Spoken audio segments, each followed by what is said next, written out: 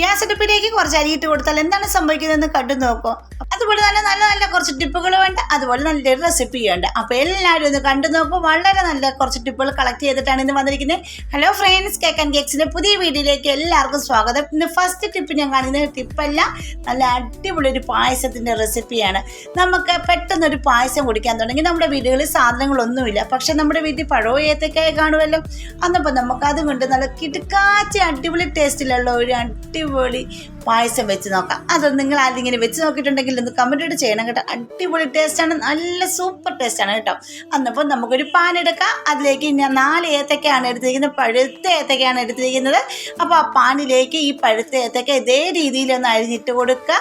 അതിനുശേഷം ഇതിലേക്ക് നമുക്ക് ശർക്കര, കല്ലില്ലാത്ത ശർക്കര ഉണ്ടെങ്കിൽ ആ ശർക്കര ഒന്ന് പൊടിച്ചിട്ട്, ഞാൻ 1 ഉണ്ട ശർക്കരയാണ് എടുക്കുന്നത്, പക്ഷേ ഞാൻ ഇത് ഇച്ചിരി കല്ലുള്ള ശർക്കരയായിരുന്നു. അപ്പോൾ ഞാൻ ഒന്ന് പാനിയാക്കി കട്ടിയാക്കി പാനിയാക്കി എന്ന് എടുത്തിട്ടുണ്ട്, അരിച്ചെടുത്താണ് കേട്ടോ. അപ്പോൾ കല്ലൊന്നും കടിക്കത്തില്ല. ഇത് കണ്ട ഈ കട്ടിക്ക് തന്നെ എടുത്തിട്ട് ഇതിലേക്ക് ഒന്ന് ഒഴിച്ചു കൊടുക്കുന്നുണ്ട്. അതിനുശേഷം നമുക്കൊന്ന് ഫ്ലെയിം ഓണാക്കി കൊടുത്തിട്ട് ഒന്ന് ജസ്റ്റ് മിക്സ് ചെയ്തെടുക്കാം. അപ്പോൾ ശർക്കരയും ഏത്തക്കയും കൂടെ നല്ലപോലെ ഒന്ന് മിക്സ് ചെയ്തതിൻ്റെ ഇടയ്ക്ക് തന്നെ നമുക്ക് 2 ടീസ്പൂണോളം ഞാൻ നെയ്യ് ഒഴിച്ച് കൊടുക്കുന്നുണ്ട്. നല്ല പശു നെയ്യാണ് ഒഴിച്ച് കൊടുക്കുന്നത്. നിങ്ങളുടെ ആവശ്യത്തിന് നിങ്ങൾക്ക് ഇഷ്ടപ്പെടുന്ന അത്രയും ടേസ്റ്റിൽ എത്ര വേണോ നിങ്ങൾക്ക് ആ രീതിയിൽ നിങ്ങൾക്ക് നെയ്യ് ഒഴിക്കാവുന്നേ ഉള്ളൂ. ഞാൻ 2 ടീസ്പൂൺ മാത്രമാണ് ഇവിടെ ഒഴിച്ച് കൊടുക്കുന്നത്. അതിനുശേഷം നല്ലപോലെ ഒന്ന് വറ്റി വരുന്നിടം വരെ ഒന്ന് നല്ലപോലെ ഒന്ന് മിക്സ് ചെയ്തെടുക്കുന്നുണ്ട്. അപ്പം നമ്മുടെ ഈ ശർക്കര ഈ ഏത്തക്കായി നല്ലപോലെ പിടിക്കണം. എന്നിട്ട് നമുക്ക് തേങ്ങാപ്പാലാണ് ചേർത്ത് കൊടുക്കേണ്ടത്. നല്ല തേങ്ങാപ്പാൽ, ഒരു തേങ്ങയുടെ പാല്, തലപ്പാൽ മാത്രമാണ് ഇവിടെ ചേർത്ത് കൊടുക്കേണ്ടത്. അടിപൊളി ടേസ്റ്റാണ്. ഇതിലേക്ക് വേറെ ഒരു സാധനവും വേണ്ട കേട്ടോ. അപ്പോൾ ഇത് നല്ലപോലെ ഒന്ന് മിക്സ് ചെയ്തതിന് ശേഷം ഇതിലേക്ക് നമുക്ക് ആവശ്യത്തിനുള്ള നെയ്യ് ഒഴിച്ച് കൊടുക്കുന്നുണ്ട്. നെയ്യ് ഒഴിച്ച് കൊടുത്തതിന് ശേഷം നല്ലപോലെ ഒന്ന് മിക്സ് ചെയ്ത് കണ്ടില്ലേ, ഇത് ഏകദേശം ഒന്ന് സെറ്റ് ആയിട്ടുണ്ട് കേട്ടോ. നമുക്ക് ഇങ്ങനെ വേണമെങ്കിലും കഴിക്കാം, പക്ഷേ നിങ്ങൾ ശർക്കര മേടിക്കുമ്പോൾ നല്ല കറുത്ത ശർക്കര കാണുമല്ലോ, ആ കറുത്ത ശർക്കര വേണം മേടിക്കാൻ. ഇത് വെള്ള ശർക്കരയായിരുന്നു, അതാണ് കളർ വ്യത്യാസം വന്നത് കേട്ടോ.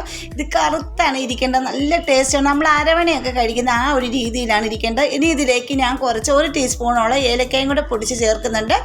അതിനുശേഷം ഇനി നമുക്കിതിലേക്ക് നല്ല കട്ടി തേങ്ങാപ്പാൽ ഒഴിച്ച് കൊടുക്കാം. ഈ ഒരു ഇതാകുമ്പോഴത്തേക്ക്, ഈ ഒരു പരുവമാകുമ്പോൾ അതിലേക്ക് തേങ്ങാപ്പാൽ ഒഴിച്ച് കൊടുക്കാം. ഒരുപാട് തേങ്ങാപ്പാൽ ഒഴിക്കരുത്, ആവശ്യത്തിനനുസരിച്ച് എടുക്കാവുള്ളൂ. ഞാൻ ഇപ്പോൾ 1 തേങ്ങയുടെ പാൽ ഇവിടെ ഫുൾ ഒഴിച്ച് കൊടുക്കുന്നുണ്ട് കേട്ടോ. അപ്പം നമ്മൾ ആ ഒരു കുറുക്കിയാണ് ഇതെടുക്കേണ്ടത്, നല്ലപോലെ കുറുക്കിയാണ് എടുക്കേണ്ടത്. തേങ്ങാപ്പാൽ ഒഴിച്ചതിന് ശേഷം ജസ്റ്റ് ഒന്ന് തിളപ്പിച്ചെടുത്തതിന് ശേഷം ഇത് കണ്ടില്ലേ, ഒന്ന് തണുത്ത് കഴിയുമ്പോൾ ഒന്നുകൂടി ഇത് കുറുകുന്നതായിരിക്കും കേട്ടോ. അങ്ങനെ നമ്മുടെ ഏത്തപ്പഴം കൊണ്ടുള്ള പായസം ഇവിടെ റെഡി ആയിട്ടുണ്ട് കേട്ടോ. നല്ല ടേസ്റ്റാണ്. ചെറുതായിട്ട് തണുത്ത് കഴിയുമ്പോൾ നമുക്കത് കഴിക്കാവുന്നതുള്ളൂ. നല്ല അടിപൊളി ടേസ്റ്റാണ്. അപ്പോൾ നിങ്ങളൊന്ന് ട്രൈ ചെയ്ത് നോക്കൂ കേട്ടോ. പിന്നെ അടുത്ത ടിപ്പിലേക്ക് പോകാം. അടുത്ത ടിപ്പിന് ഇവിടെ സവാള എടുത്തിട്ടുണ്ട്. എല്ലാവർക്കും ഭയങ്കര ഒരു പ്രയാസമായിരിക്കും സവാളയുടെ തൊലി കളയാനല്ലേ.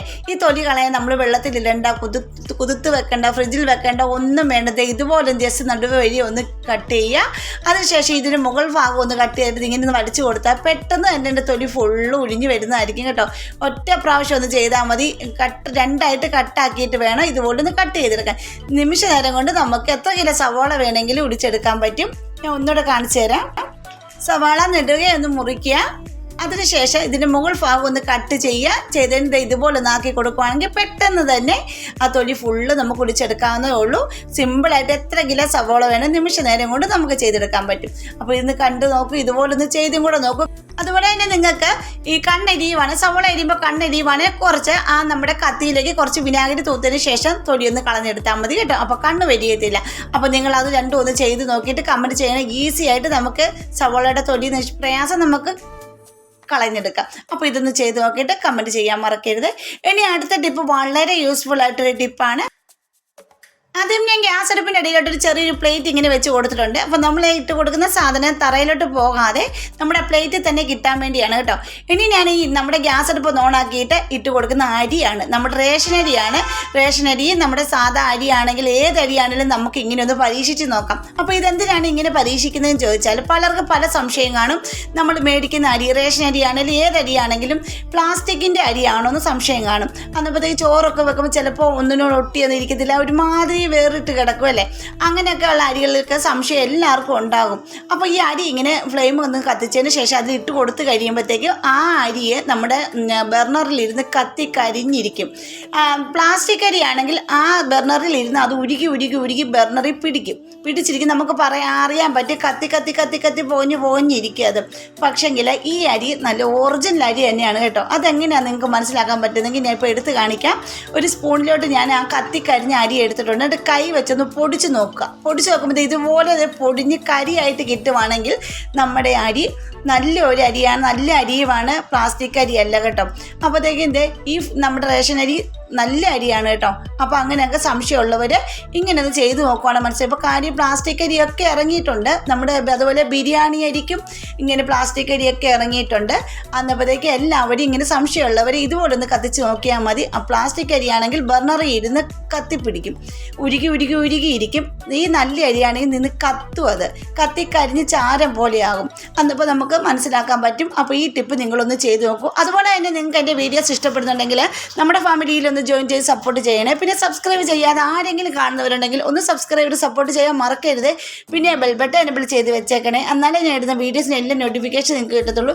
അപ്പോൾ ഞാൻ ആ പ്ലേറ്റ് ഗ്യാസ് അടുപ്പിൻ്റെ അടിയിൽ വെച്ച് കൊടുത്തത് കണ്ടില്ലേ, അന്ന് ഒരു തള്ളി അരി പോലും തറയിൽ പോകാതെ നമുക്കത് അരി മുഴുവനും പ്ലേറ്റിൽ കിട്ടിയിട്ടുണ്ട് കേട്ടോ. അപ്പോൾ അതൊന്ന് ചെയ്ത് നോക്കൂ. അപ്പോൾ ഇന്നത്തെ വീഡിയോ ഇത്രയേ ഉള്ളൂ. അടുത്ത വീഡിയോ അടിപൊളി ടിപ്പുകളുമായിട്ട് ഞാൻ വരുന്നതായിരിക്കും. അതുവരേക്കും ബായ്.